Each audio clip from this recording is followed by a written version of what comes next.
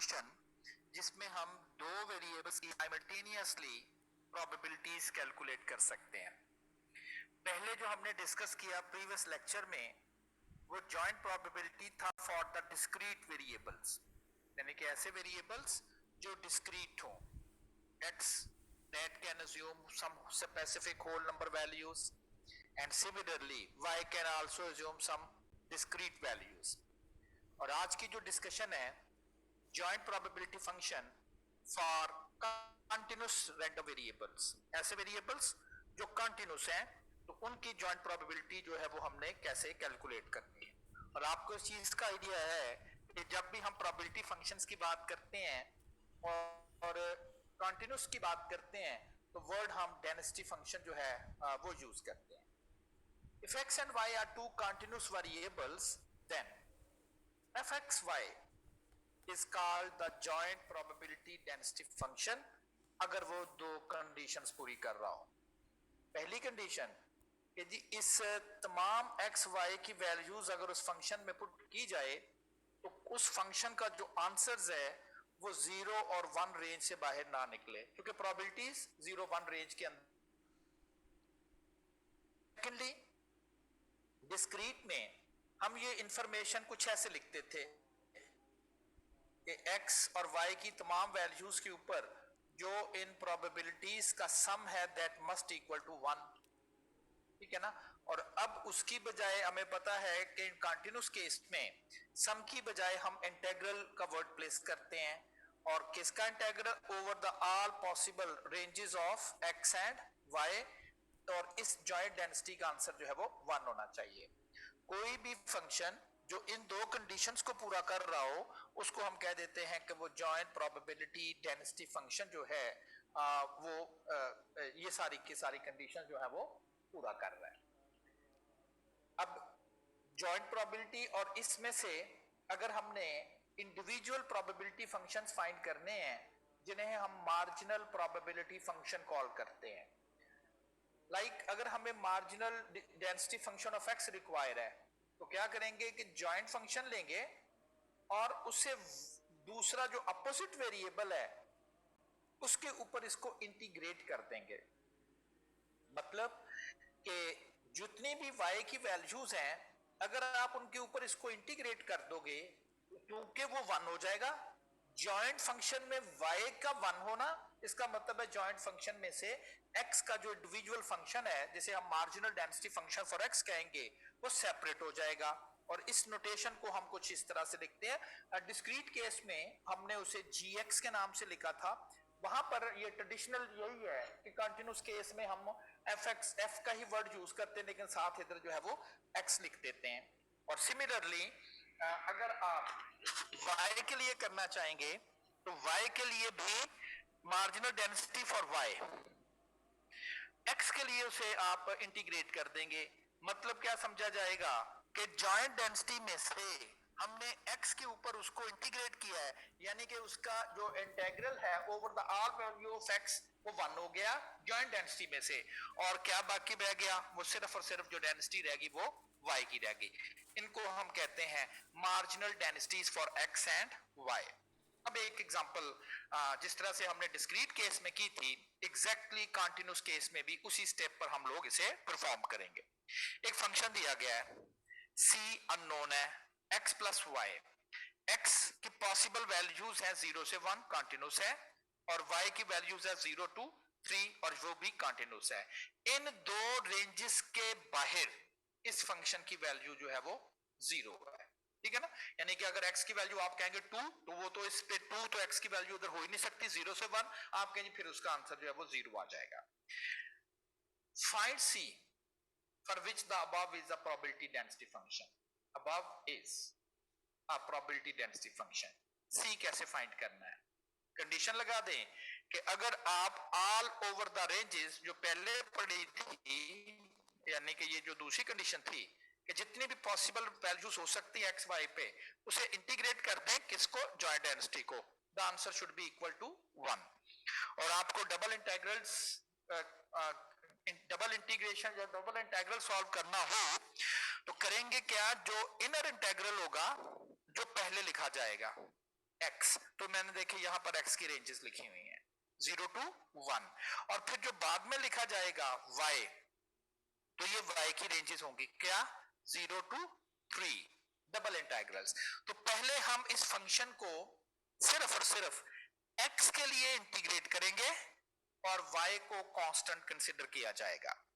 अब जब आप इसकी इंटीग्रेशन परफॉर्म करेंगे c तो वैसे रह जाएगा कांस्टेंट, x का integral x square by 2 x square by 2, और y को हमने एज अ कांस्टेंट ट्रीट कर रहे हैं, तो y तो हमारे लिए एज अ कांस्टेंट है, और अगर इसका डेरिवेटिव लेना हो तो x ओवर 1, याद है ना, आप समझ लें इस वक्त x की पावर यहां 0 थी और x के अकॉर्डिंगली डेरिवेटिव ले रहे हैं, x की पावर 1 इंक्रीज कर दी जाएगी और पावर नीचे लिख दी जाएगी, तो xy। इसके बाद आप इस पे 0 और 1 की डेफिनेट इंटीग्रल की वैल्यू पुट करोगे, यहां 1 आएगा तो 1/2, यहां 1 आएगा तो सिर्फ y रह जाएगा माइनस, और जब आप इधर 0 पुट करेंगे 0, इधर 0 पुट करेंगे 0, तो -0, तो ये हमारे पास रह गया। तो एक इंटीग्रल आपने x के लिए सॉल्व कर दिया। अब आप y के लिए इंटीग्रल सॉल्व करेंगे, और अब अगर x कहीं आ रहा है तो उसे एज अ कांस्टेंट ट्रीट किया जाएगा। तो y का इंटीग्रल 1/2 कांस्टेंट है, इसका इंटीग्रल लेंगे अकॉर्डिंग टू y, तो y/1 plus according to y इसका इंटीग्रल आ जाएगा y स्क्वायर बाय 2, और जब आप इसकी वैल्यू रखेंगे 3 और 0, तो ये आप सॉल्यूशन के बाद 6c इज इक्वल टू 1, यार आ जाएगा ना 1/2 इंटू 3 माइनस 9/2 और -0। तो ये जब सॉल्व करेंगे तो ये आंसर आपके पास जो है वो रह जाएगा 6c, सॉरी ये 3 है ना, यहाँ पर 3 एक्चुअली पुट करेंगे, तो 3 का स्क्वायर और 3, तो ये आपके पास 6c इज इक्वल टू 1, और इसको जब आप c के लिए सॉल्व करेंगे तो दैट बिकम्स 1/6, यानी कि अगर c की वैल्यू यहाँ 1/6 होगी तभी इस डबल इंटीग्रल का आंसर 1 आएगा, और तभी ये जो है वो पीडीएफ जो है वो आपके लिए ये पीडीएफ बन जाएगा। सेकंड उसने कहा मार्जिनल डिस्ट्रीब्यूशंस मालूम करें। अब जब आपने x के लिए मार्जिनल डिस्ट्रीब्यूशन मालूम करनी है तो इंटीग्रेट करेंगे over the range of y, तो ये देखें 0 to 3 joint density over the range of y। अब x यहां पर कांस्टेंट है, और y के अकॉर्डिंगली जब आप इसको इंटीग्रेट करोगे तो ये आ जाएगा xy, और ये क्या आ जाएगा y स्क्वायर बाय 2, और y की रेंज क्या है 0 to 3, और जब यहां पर आप y की जगह पर 3 पुट करोगे तो 3x, यहां y की जगह 3 पुट करोगे तो 9/2, और इसको जब आप सिंप्लीफाई करोगे तो ये अब आपके पास देखें ये मार्जिनल डेंसिटी ऑफ x आ गई, यानी कि इसमें सिर्फ और सिर्फ जो है वो x इन्वॉल्व है, y समझ लें इसमें से इंटीग्रेट आउट हो गया, एलिमिनेट हो गया, और सिर्फ x रह गया। This is the marginal density for x, 6x plus 9/12, और अगर आपने अब x की सिर्फ x की प्रोबेबिलिटीज कैलकुलेट करनी है तो आप इस डेंसिटी से कर सकते हैं। सिमिलरली y, अब हम x के अगेंस्ट इसके इंटीग्रेट करेंगे, x is a variable, according to x इसका डेरिवेटिव लेंगे, और इसमें जब वैल्यूज पुट करेंगे तो अब ये आपके पास डेंसिटी बन जाएगी y की, यानी कि अगर आपने सिर्फ y की प्रोबेबिलिटीज कैलकुलेट करनी है तो ये डेंसिटी यूज करेंगे, अगर x की प्रोबेबिलिटीज करनी है तो ये डेंसिटी यूज करेंगे, और अगर x और y की जॉइंट प्रोबेबिलिटीज मालूम करनी है तो आप इस डेंसिटी को यूज करते हुए उनकी जॉइंट प्रोबेबिलिटीज जो है वो कैलकुलेट कर सकेंगे।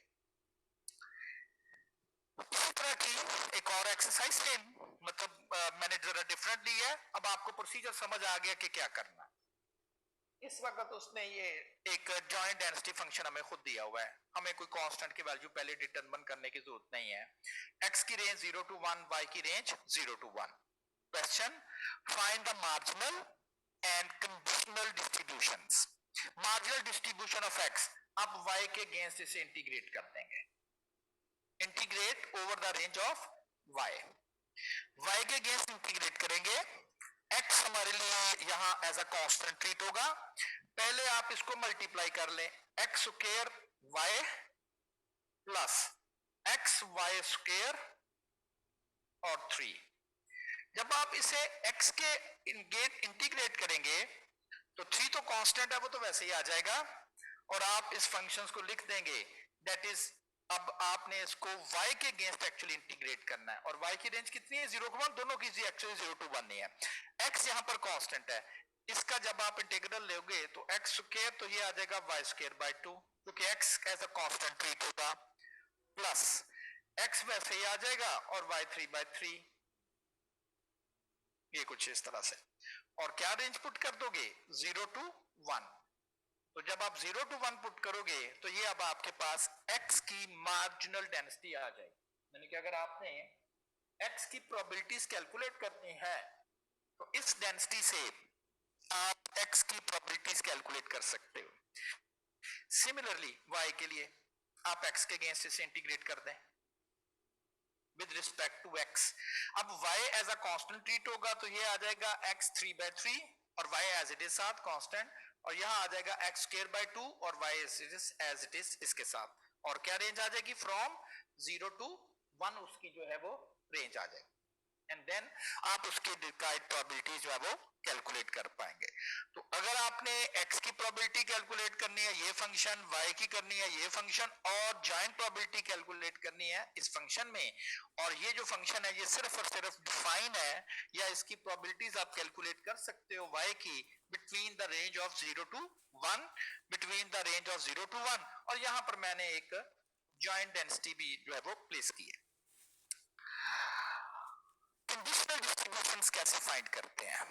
कंडीशनल डिस्ट्रीब्यूशंस, कंडीशनल डिस्ट्रीब्यूशन का formula, conditional distribution of y given x, x की वैल्यू आपको बता दी जाए, x की रेंज बता दी जाए कि x यहां से यहां तक वेरी करता है, y की प्रोबेबिलिटी कैलकुलेट करें। यही था ना कंडीशनल प्रोबेबिलिटी, दो वेरिएबल थे, एक वेरिएबल्स के मतलब आपको बता दिया जाए, दूसरे वेरिएबल की अब आपको कह दिया जाए इसकी इसकी का आप प्रोबेबिलिटीज कैलकुलेट करें। तो हमें एक कंडीशनल प्रोबेबिलिटी फंक्शन बनाना होगा y के लिए, x के लिए नहीं। x की प्रोबेबिलिटीज आपको स्पेसिफाई कर दी जाएगी, x की वैल्यू एक्चुअली स्पेसिफाई कर दी जाएगी, y की प्रोबेबिलिटी आपने कैलकुलेट करनी है। कैलकुलेशन क्वाइट सिंपल, क्या फार्मूला था ऊपर आ जाएगी जॉइंट डेंसिटी और नीचे आ जाएगी x की मार्जिनल डेंसिटी जो गिवन दैट है, जो इंफॉर्मेशन अवेलेबल है। ये एक्स वाई की है जॉइंट डेंसिटी। अच्छा, इसमें ये एक्चुअली y नहीं है बल्कि ये सिंपली y है। ये मुझे बाद में भी याद आया कि इसको नहीं हमें करना चाहिए, मैं इसको भी ठीक करता हूँ ताकि आप इसको जो है वो हम लोग कंफ्यूज ना करें कि ये किस तरह से ये रिकॉर्डिंग जो है वो हो रही है। Recording stopped. मैं इसको ठीक करता हूँ, तो ये ऐसे ही लिखा गया y, it should be only 1y। अब ये ठीक है, और इधर भी शायद ऐसा ही है, और मेरा ख्याल है कि एक स्लाइड आगे जाके भी इसमें ये आ रहा है। नहीं, यहाँ शायद ठीक हो गया है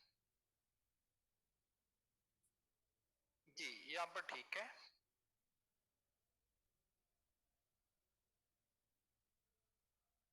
अब यहाँ पर ठीक है, चले जी।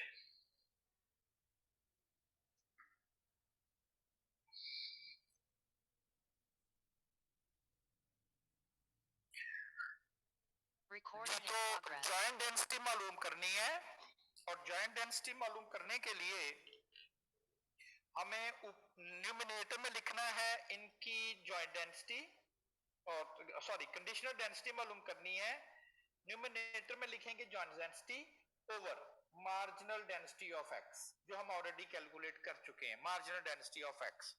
दोनों को अगर आप सिंप्लीफाई करेंगे, इसमें से x कॉमन आ जाएगा, ठीक है ना, और वो x इस x के साथ जो है वो एक्चुअली कैंसिल हो जाएगा, यहां रह जाएगा 3x प्लस 2, 3x प्लस 2, और ये आपके पास आ जाएगी conditional density of y at a specified value of x।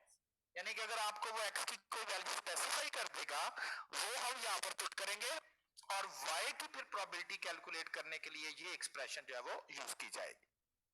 Similarly conditional distribution of यहाँ पर भी थोड़ा सा मिस्टेक है, conditional distribution of x given y, conditional distribution of x given y। Recording मैं इसको भी stopped. ठीक करता हूँ। एक्चुअली ये फाइल जो है ना वो बेसिकली मुझसे मैंने रात को देखा तो मुझे यहाँ पर ये दो चीजें नजर आई थी, लेकिन वो दोबारा कहीं मैं सेव नहीं कर पाया, तो मुझे वही गलती जो है ना वो यहाँ पर आ रही है और ये ठीक हो जाएगी। x given y is this one, ले जी अब ठीक हो गया।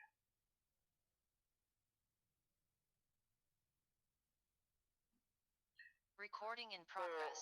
Conditional distribution of x given y, वो थी conditional distribution of y given x, और अब जो है वो x गिवन y, यानी कि y की आपको कोई वैल्यू डिटरमिन कर दी जाएगी और x की प्रोबेबिलिटी आपसे जो है वो पूछी जाएगी।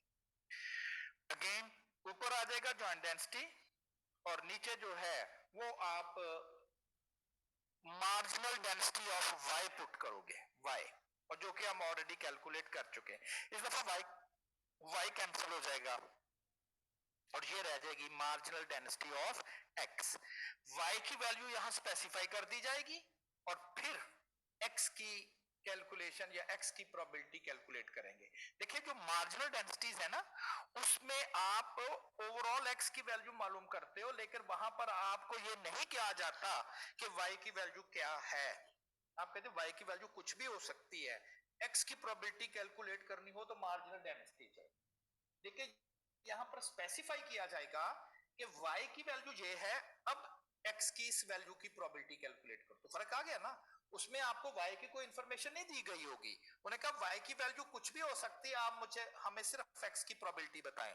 यहां पर स्पेसिफाई कर दिया जाता है कि y की वैल्यू यही होनी चाहिए, अब बताओ x के आने का क्या चांस है। ठीक है ना, तो दोनों डिफरेंट है। अब जरा इसकी एक फर्ज करें आपको ये प्रोबेबिलिटी कैलकुलेट करने के लिए कह रहा है, फाइंड द प्रोबेबिलिटी दैट, क्या इसमें हमें सिर्फ और सिर्फ x की प्रोबेबिलिटी कैलकुलेट करनी है या सिर्फ y की करनी है या हमें दोनों की करनी है? कोई इंफॉर्मेशन अवेलेबल है? कोई इंफॉर्मेशन नहीं है। कहता जी क्या प्रोबेबिलिटी है कि x की वैल्यू इस रेंज में और y की वैल्यू इस रेंज में आएगी। ये तो जॉइंट डेंसिटी है, x की वैल्यू इस रेंज में और y की वैल्यू इस रेंज में आने का क्या चांस है। अब जॉइंट डेंसिटी ले लेंगे, जॉइंट डेंसिटी, और पहले आप x की लिमिट 1/2 टू 3/4 ये वाला, और जो आंसर आ जाए आप एक दफा उसको x के लिए इंटीग्रेट कर लीजिएगा ना, ये मैंने वैल्यूज पुट कर दी, x के लिए उसे इंटीग्रेट कर लिया, x के लिए जिस तरह से पहले किया था ये x के लिए इंटीग्रेट हो गया, और दूसरी दफा आपने उसको y के लिए इंटीग्रेट कर दिया। कहता है इसको आप डेसिमल में भी लिख सकते हैं। कहते जी ये प्रोबेबिलिटी है कि जो वेरिएबल x है उसका आंसर इन दो लिमिट्स के दरमियान में और y का आंसर इन दो लिमिट्स के दरमियान में होगा। वैसे तो x जो है वो 0 to 1 वैल्यू ले सकते हैं ना पॉसिबली, और y भी 0 to 1, लेकिन x का आंसर जैसे ये 0.5 बनता है ऐसे ही है ना, x का आंसर इस रेंज में रहेगा और इस रेंज में रहेगा, लाइक ये रेंज है, और y का आंसर भी इस रेंज में रहेगा। तो x का आंसर इस रेंज में, y का आंसर इस रेंज में। कहता जी क्या चांस है इस तरह की कोई बात, तो हम उसको जॉइंट डेंसिटी को जो तो x और y की वैल्यूज उसने डिटरमिन की हुई है उस रेंजेस पे हम उनके इंटीग्रल्स सॉल्व कर देंगे और कह देंगे के लिए ये इनके लिए जो है वो जॉइंट प्रोबेबिलिटी फंक्शन जो है वो आपके पास आ जाएंगे। जी किसी ने कोई क्वेश्चन तो नहीं करना? एनी क्वेश्चन रिगार्डिंग ये जो चीज है? तो ये एक्चुअली उसने जॉइंट डेंसिटी पूछी थी कि जॉइंट डेंसिटी आप बताओगे x की वैल्यू 1/2 टू 3/4 और y की वैल्यू जो है वो 1/2 टू 3/2 2/3, इसकी जॉइंट डेंसिटी का क्या आंसर जो है वो आपके पास आएगा।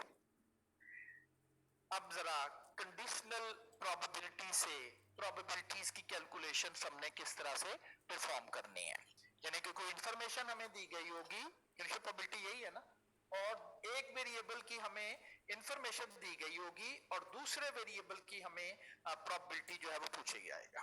इसमें पॉसिबली ये दो तरह से हो सकता है। पॉसिबली ये दो तरह से हो सकता है कि किस तरह से आप इनकी वैल्यूज जो है वो डिटरमिन कर सकते हैं। जी, Recording stopped. किसी को कोई क्वेश्चन पूछना है? मैं आपका माइक ऑन कर रहा हूं। आपने एक वेरिएबल की प्रोबेबिलिटी मालूम करनी है। कंडीशनल प्रोबेबिलिटी कब होती है? हमें कुछ इंफॉर्मेशन, एक वेरिएबल के मतलब इंफॉर्मेशन हमें दे दी जाती है और दूसरे वेरिएबल की कैलकुलेशन पूछी जाती है। ऐसे नहीं होता अगर ये हो तब बताओ। तो जो अगर वाली बात है वो एक इंफॉर्मेशन है जो कि आपको बताई जा रही है कि अगर x की या y की ये वैल्यू हो तब जरा बताओ कि दूसरे वेरिएबल की क्या प्रोबेबिलिटी है। इसमें अब दो सिचुएशन है। पहली सिचुएशन ये है कि हमने जो इंफॉर्मेशन हमें दी गई होगी, फर्ज करें y की, तो y की एक सिंगल वैल्यू हमें बताई गई होगी पूरे इंटरवल से, जो कि y की वैल्यू 0 से लेके 1 तक किस कोई भी हो सकती है, वो हमें बता दी जाए y इज 0.5 है। तो y की अगर सिंगल वैल्यू बता दी जाए और फिर ये कहा जाए कि अब बताएं x का a से लेके b तक, ये दो वैल्यूज होगी ना a और b, इस इंटरवल के अंदर आने का क्या चांस है। अगर y की वैल्यू जो है वो आपको फिक्स कर दी जाए कि y 0.5 है, x का इस इंटरवल में प्रोबेबिलिटी क्या है। ये आपको पहले पता है कि जो कंटिन्यूअस केस होता है उसमें जो प्रोबेबिलिटी होती है, प्रोबेबिलिटी वो हम इंटरवल की कैलकुलेट करते हैं। ये देखिए मैंने इसकी प्रोबेबिलिटी तो नहीं y is equal to c की कैलकुलेट करनी। तो कंटिन्यूअस केस में ये जरूरी नहीं है कि आप कहें जी कि जो इंफॉर्मेशन होनी चाहिए वो भी ये होना चाहिए कि ये किस इंटरवल में आएगा, ठीक है ना। ऑल्दो टाइम कंटिन्यूअस है तो हम कह नहीं सकते 3 बजे कि जी 3 बजे इस चीज की प्रोबेबिलिटी बताएं। या सेकंड सिचुएशन ये है कि जो आपको इंफॉर्मेशन भी दी जा रही है वो भी एक सिंगल पॉइंट की नहीं है बल्कि वो भी एक इंटरवल है। ये गिवन दैट लाइन पढ़ते हैं ना, गिवन दैट कि x की प्रोबेबिलिटी बताओ कि x की वैल्यू a से b तक होने के क्या चांसेस है। अगर y जो कि दूसरा वेरिएबल हो उसकी वैल्यू क्या है, फिक्स c है लाइक। और यहां क्या कहा जा रहा है कि आप y की जो वैल्यू है वो c से लेकर d तक है, 2 से लेकर 6 तक है। और अब जरा x की प्रोबेबिलिटीज बताएं, दोनों में फर्क है। अब जब आप पहला पॉइंट करेंगे तो क्या करेंगे, आप कंडीशनल प्रोबेबिलिटी लेंगे किसकी, x गिवन y की, x गिवन y की कंडीशनल प्रोबेबिलिटी लेंगे। उसमें जहां आपको y नजर आएगा वहां आप पहले करेंगे c, जैसे मैंने यहां पुट किया है। जहां आपको कंडीशनल प्रोबेबिलिटी लेंगे उसकी x गिवन y की, और जहां आपको उस कंडीशनल प्रोबेबिलिटी में y नजर आएगा आप उस y की जगह c पुट कर दोगे। और जब वो बाकी फंक्शन जो रह जाएगा आप उसकी अब प्रोबेबिलिटी कैलकुलेट करोगे कि x का आंसर a से b तक किस रेंज में जो है वो आ जाएगा। और सेकंड में जिसमें इंफॉर्मेशन भी आपको सी से लेके डी इंटरवल तक की मेंशन होगी, तो अब ये वो जो ऊपर वाला पहले वाला फार्मूला हमने कुछ ऐसे यूज किया था, a given b which is equal to probability of a intersection b over probability of b। तो ये वाली इंफॉर्मेशन जो है वो आप लोग यहाँ पर जो है वो यूज करेंगे। तो ऊपर क्या आ जाएगा, इन दोनों इंटरवल की जॉइंट प्रोबेबिलिटी, इन दोनों इंटरवल की जॉइंट प्रोबेबिलिटी, x की रेंज a to b और y की रेंज c से d। और नीचे क्या आ जाएगा, y की सिर्फ मार्जिनल डेंसिटी ऑफ y, और वो y की भी मार्जिनल डेंसिटी कहां से कहां तक, फ्रॉम c टू d। ये उसकी मार्जिनल डेंसिटी जो है वो आपके पास आ जाएगी। अब जब आप इससे इसकी कैलकुलेशंस परफॉर्म करोगे लाइक दिस वन, उसने कहा है कि क्या प्रोबेबिलिटी है कि x की जो रेंज है वो 1/2 से 3/4 आएगी और y की वैल्यू होनी चाहिए 2/3। फिक्स पॉइंट, सबसे पहले तो आप कंडीशनल प्रोबेबिलिटी लेंगे x गिवन y और उस कंडीशनल प्रोबेबिलिटी में y का जो आंसर है 2/3 वो आप पुट कर दोगे, तो ये y का आंसर आ गया 2/3। और जो x की रेंज में 1/2 से 3/4, इसको आप इंटीग्रल इसका सॉल्व करोगे like this one. Conditional probability में आप वैल्यू पुट करोगे, कंडीशनल प्रोबेबिलिटी में y की जगह c और x की जो वैल्यू है उसकी आप यहाँ पर इंटीग्रल यानी कि उसकी जो प्रोबेबिलिटीज हैं वो आप यहाँ पर कैलकुलेट कर लेंगे। इसी अप्रोच को मैंने यहाँ पर अडॉप्ट किया हुआ है कि हम कंडीशनल डिस्ट्रीब्यूशन लेंगे x गिवन y और वहां सबसे पहले y को 2/3 पुट कर देंगे और फिर x की रेंज के ऊपर उसकी डेंसिटी यानी कि प्रोबेबिलिटी फाइंड कर देंगे। अब याद करें ये तो आपके पास था, अच्छा यहाँ पर भी एक्चुअली मिस्टेक थी, ये वाली है, ये हमने बना दी थी, क्या बनाई थी, कंडीशनल डेंसिटी ऑफ x। सबसे पहले आपने ये कैलकुलेशन करनी है, ये वाली y की जगह 2/3 पुट कर दिया, y की जगह 2/3, y की जगह 2/3, तो यहाँ 2/3 आ गया और यहाँ पर 2/3 आ गया। अब ये बन गई कंडीशनल डेंसिटी ऑफ x। अब इस कंडीशनल डेंसिटी को यूज करते हुए आप x की प्रोबेबिलिटीज कैलकुलेट